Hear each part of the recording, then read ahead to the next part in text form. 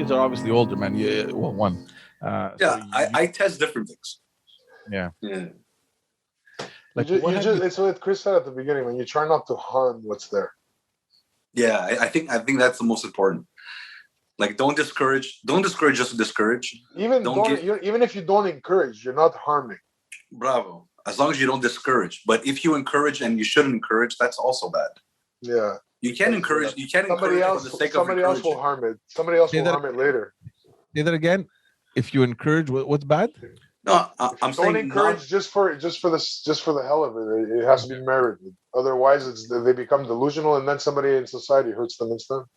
Yeah, you got to encourage when you have to encourage, but you don't just encourage for the sake of encouraging. Encouragement just like that, with no backup, no foundation, is meaningless. And it's trying not to hurt. I think it's trying not to hurt the spirit. Yeah. Like when you see somebody is motivated, don't discourage them. That's when if it's you see important. them excited about an idea they had, even though it's not a great idea. That's right. Exactly. Don't tell them to shut the fuck up. And let them feel let them exactly explore their idea. Let them talk about it, and if it's a bad idea, they'll come to that conclusion too. George, your kids are older. Are you there? Are you kind of at that place right now? Which one? With the encouragement, and you always have to be thinking. They lose interest fast. The thing is, with kids, they lose interest fast.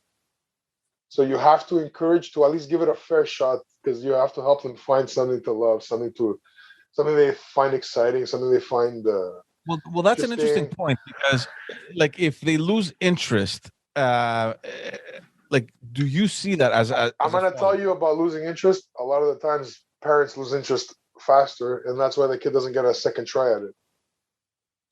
Yeah, like, you mean parents should be more pushy, for example? Not pushy, but say, hey, before you walk away, there's an angle you haven't looked at. There's a part of this that's actually fun. You just haven't gotten it. When you get there, it's much more fun. This is why. Right. And you have to try to motivate them to get a second look, to get a second try. Otherwise, they're going to just drop everything because it's not stimulating off the bat. Because if it's a matter of interest, all right, like if your kid, for example, starts playing the piano, and then a couple months later you're like, if I don't feel like it. You know what? He has been, and we have a piano at home. Yeah. But he does it with his music teacher, who he respects, and he accepts her knowledge and the way she transfers it to him. And he comes home and while he's playing a song, he's reading out the notes to him. He's saying the notes that he learned in class, and that's how he remembers a song. But like from your notes in his head. Now, he doesn't do anything really good. And if I ever tried to teach him anything on the piano, he didn't want it coming from me. I don't understand why. But when he gets it from his teacher, that's normal. But when he gets it from his teacher, he loves it, and he's so excited to come show us what he's got. It's gonna come later, that, man. But I'm not expecting him to love piano and throw him into lessons. But what I was trying to get to is, let's say, for example, it's just a question of interest, right? It's like, okay, he's playing piano, but then it's just a matter of losing interest. How do you, as a parent, know if it's just like how do you step into, specifically what we're talking about, self-esteem? It's like, okay, I don't want him to be discouraged. I want him to be aware that he can do it, that he can be good at it, or. Because, I mean, we've all seen our kids lose interest, and it's like, oh, okay, she's going to come back to it. I dealt with this with martial arts, because Alex started really young. He was 3 and almost 3.5, and he did it for 3 years before the pandemic. Right. In the beginning, it was so hard. Again, I had to maintain the momentum, because it was structured. He had to keep his mouth shut. He had to wait in line. He had to wait his turn. So I had to motivate him by what he does well. I would show him the videos of what he did, and then he wanted to go. He was ready before we were, and then the pandemic hit, and now he doesn't want to go back because he lost that momentum. Mm-hmm.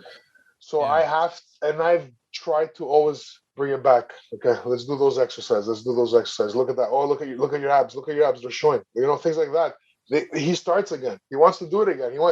I catch him doing things by himself. But again, he loses it. He needs that. The environment is missing. But I mean, if I don't push a little bit, he loses 3 years. 3 years of what he did is gonna just disappear. It's like it never happened. Right. You know, there's so many habits that he had, so many things. So I have to be careful not to let him slide away too much, because he's gonna lose.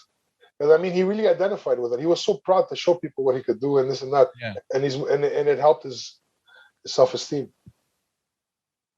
And now, if he has nothing to show, he's gonna feel less, right? Like, do you think at some point, like, if you don't step in, they become much more accustomed to giving up, as if it's like a normal thing? It's like, whatever. Because everything's a game, so they just need a time filler, bro. So if you're not there to push them, they're watching TV.